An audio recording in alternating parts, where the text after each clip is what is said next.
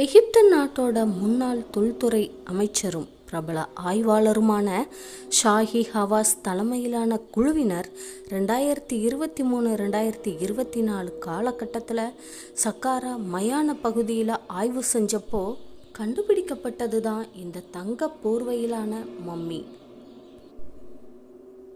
இந்த மம்மி ஹெக்காஷிப்ஸ் அப்படின்ற நபருடையதுன்னு கண்டுபிடிக்கப்படுது.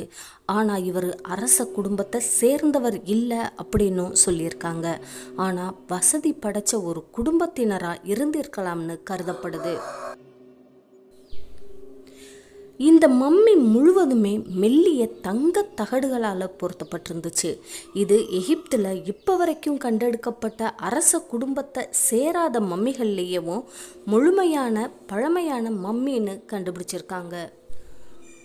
சுமார் 15 மீட்டர் ஆழத்தில், அதாவது 50 அடி ஆழமுள்ள ஒரு செங்குத்தான குழிக்கு அடியில் ஒரு பெரிய சுண்ணாம்புக்கல் பெட்டிக்குள்ளே இந்த மம்மி வைக்கப்பட்டிருந்துச்சு.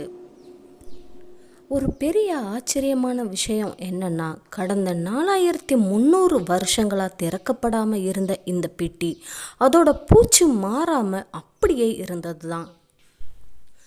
எகிப்தோட 5வது மற்றும் 6வது, அதாவது கிமு 2500 to 2100 காலகட்டங்களில் பிரமிடுகள் கட்டப்பட்ட காலத்தை சேர்ந்த இந்த மம்மி இவ்வளவு காலமும் சிதையாமலும் முழுமையாக இருக்கிறதும் அரிய நிகழ்வாக பார்க்கப்படுது.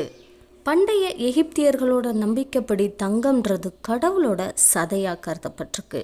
இதனால் இறந்தவர்களோட உடலை தங்க போர்வையால் சுற்றி இருக்காங்க.